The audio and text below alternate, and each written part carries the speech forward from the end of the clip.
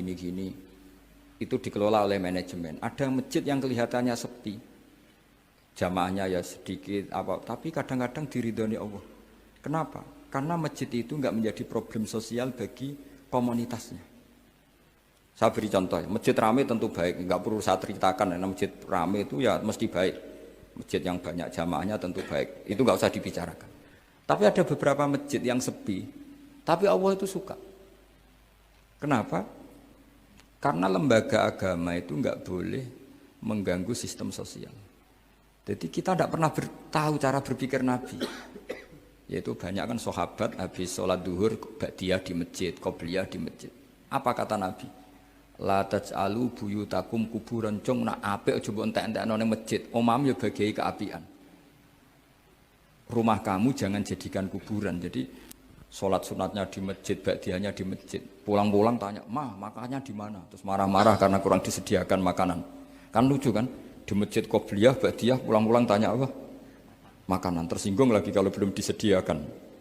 Akhirnya apa? Anak-anak kita yang kecil kenangan melihat bapaknya itu apa? Bapak itu orang yang kalau dari masjid tanya makanan dan marah kalau tidak kesampaian.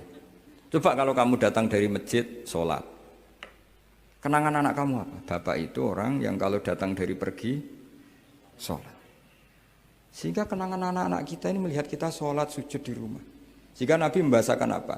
Jangan jadikan rumah kamu sebagai kuburan, kasih jatah sholat.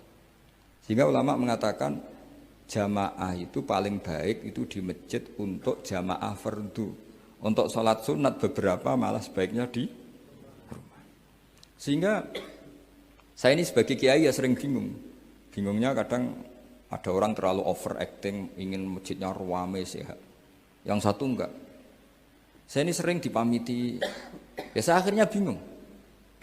Bingungnya ya barokahnya ngalim itu bingung, kalau enggak ngalim malah enggak bingung. Karena ya sudah harus gitu. Sampai tak beritahu ya.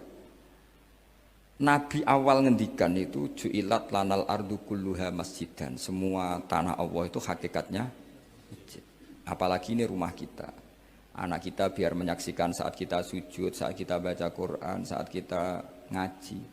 Kalau semua ini di masjid, kemudian Anda di rumah, taunya makanan, menuntut ngopi, menuntut kenangan di keluarga kita kurang baik. Makanya Nabi membahasakan apa? La taj'alu buyutakum kuburon. Jangan jadikan rumah kamu sebagai kuburan.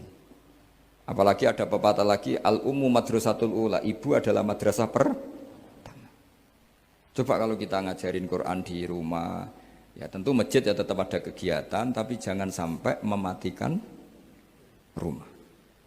Sehingga kita sebagai ulama itu ada masjid ramai ya seneng, ada masjid setengah ramai ya nggak apa-apa, asal efeknya menyebar ke masyarakat. Jadi ramainya masjid ya baik, tidak ramai kalau yang ramai ibadah di rumah-rumah juga baik. Maka dulu zaman Nabi Musa malah istilahnya waj'alu buyutakum qiblata wa aqimus sholat. Jadikan rumah kamu sebagai kiblat, sebagai tempat ibadah. Coba kenangannya Nabi kalau sholat malam itu di rumah apa di masjid?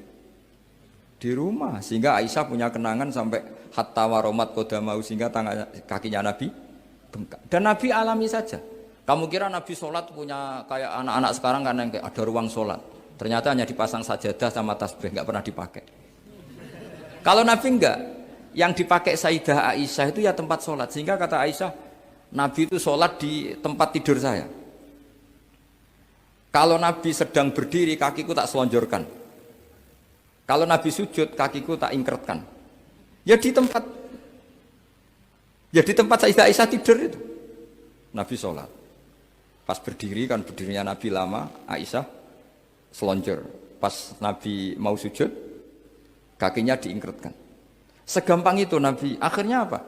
Kenangannya Aisyah sebagai istri itu doa-doa tahajud, doa-doa. Coba kalau Nabi tahajudnya di masjid, Sayyidah Aisyah tidak punya kenangan doa-doa apa? Tahajud. Sehingga kita harus ngikuti ngaji. Kalau nuruti teori ya, sholat itu ibadah. Sebaiknya kalau ibadah ya di tempat ibadah. Tidak seperti itu cara pandang. Kata Nabi, semua buminya Allah adalah saksi kita ketika ketemu Allah. Semakin saksi itu baik, banyak, maka semakin baik. Maka kalau sholat sunat, kesunatannya itu pindah-pindah tempat. Tapi ya jangan terlalu habis di sini terus pakai mobil ke sana gitu. Iya, kalau pas di perempatan ada orang cantik nggak jadi diterusin nanti. Tapi ini sama saya cerita ya. Jadi di antara mengkaji Quran itu mengkaji cara Allah membuat khitab. Dan yang kunci semua adalah Allah adalah zat sing otoritatif, malikul umurikul dia, pengendali dari semua. Maka kalau nyifati Allah ya tetap yaghfiru liman yasha wa yu'adzibu may yasha. Jangan pernah mengambil otoritasnya Allah Subhanahu wa taala. Sekian, assalamualaikum warahmatullahi wabarakatuh.